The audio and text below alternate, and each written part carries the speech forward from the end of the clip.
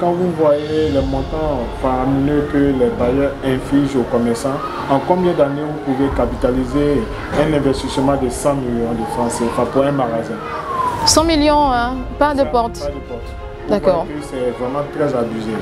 Si vous avez la chance dans d'autres communes, peut-être du côté de Cocody, peut-être dans un quartier pas trop capacité financière trop élevée, là-bas vous avez 25 millions à 15 millions de parts de porte.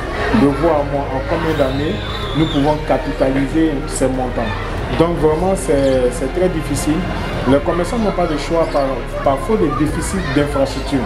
Parce qu'ils veulent faire les activités, mais ils ne savent pas où aujourd'hui trouver un endroit pour construire peut-être un marché ou un cadre pour pouvoir vendre. Un opérateur économique qui prend sur lui de construire des magasins, il cherche justement à en retirer profit. Et la majorité des bailleurs qui font louer ces espaces commerciaux exigent le pas de porte, un montant en plus de la caution et du loyer.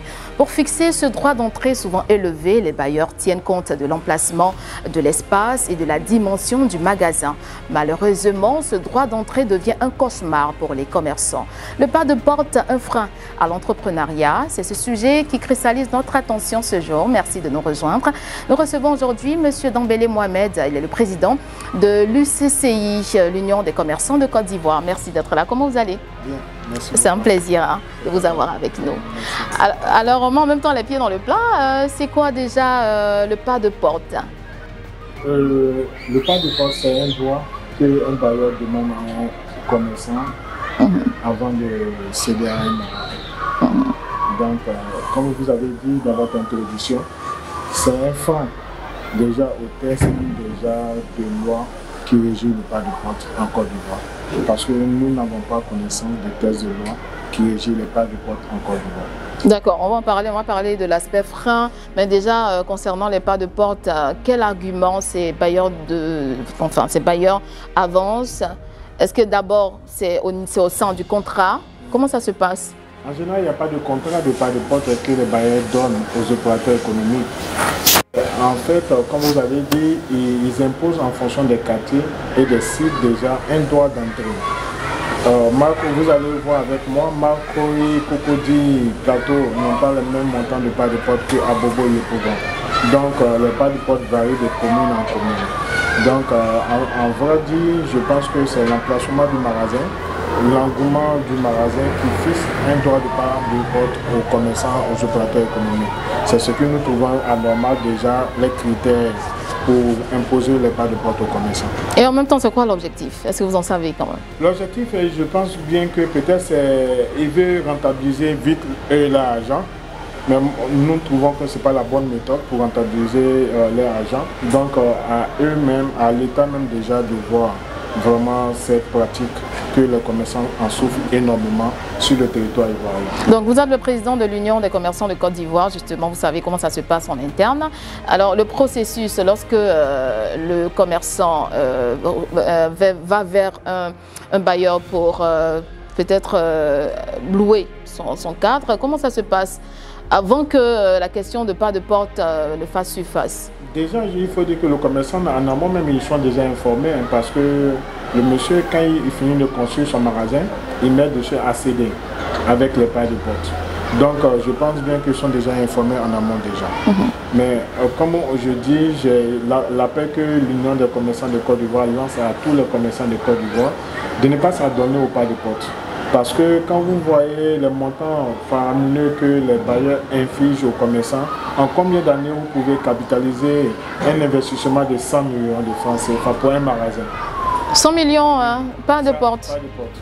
D'accord. C'est vraiment très abusé. Si vous avez la chance dans d'autres communes, peut-être du côté de Cocody, peut-être dans un quartier pas trop capacité financière trop élevée, là-bas vous avez 25 millions à 15 millions de parts de porte. De vous à moi, en combien d'années nous pouvons capitaliser ces montants? Donc vraiment c'est très difficile. Les commerçants n'ont pas de choix par faute de déficit d'infrastructure.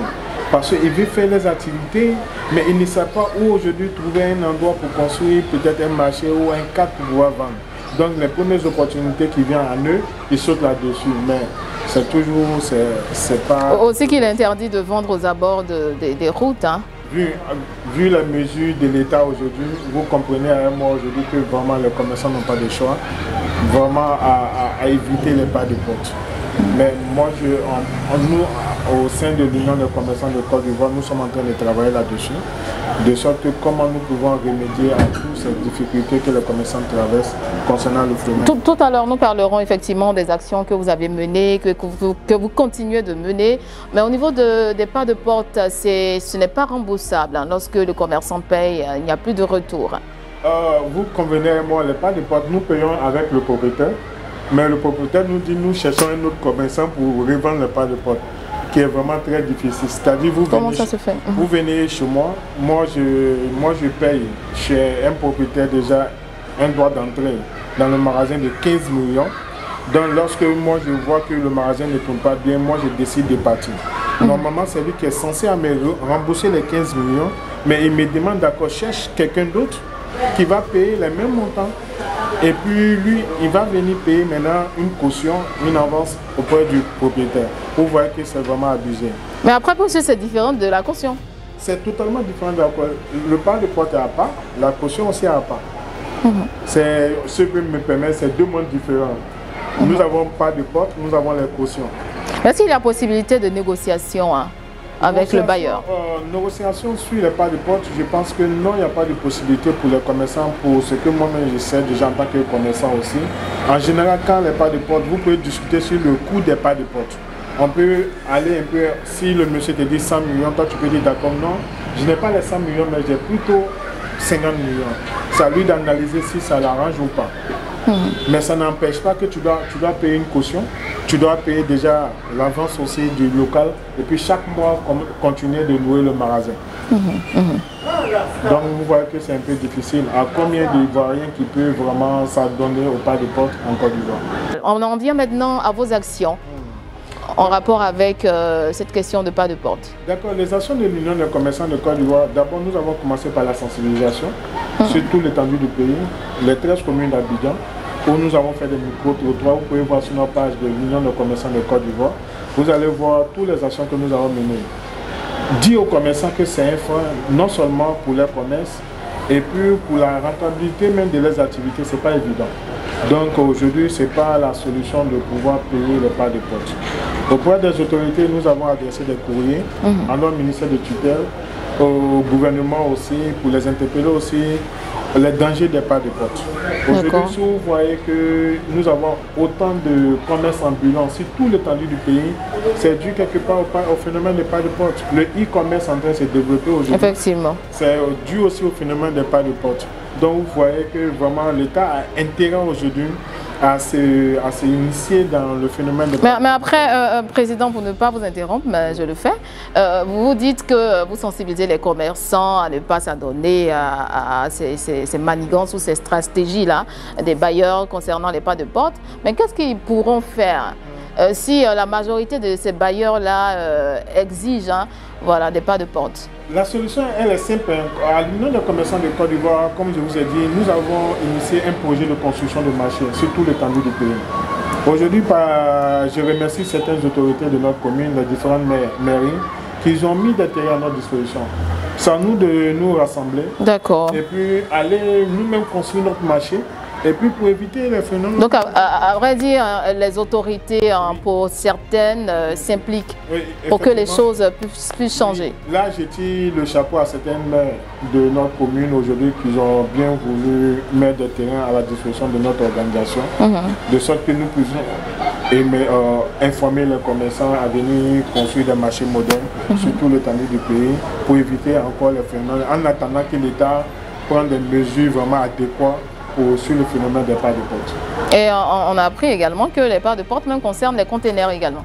Bien sûr, ça dépend. Dans certaines communes, comme je le dis, Yopougon, à Bobo, il y a les conteneurs aussi des pas de porte. Avant de prendre un conteneur, le monsieur dépose et puis il te demande un montant qui dépasse même le montant. Alors, c'est le propriétaire du conteneur qui demande le montant ou c'est le propriétaire de l'espace? Enfin, on peut comprendre. En fait, vous avez d'abord, l'espace n'est pas... Il n'y a pas de pas de porte sur l'espace. Effectivement. C'est le magasin qu'on demande un prix de pas de porte. Sur l'espace en elle-même, il n'y a pas de pas de porte qui est justement.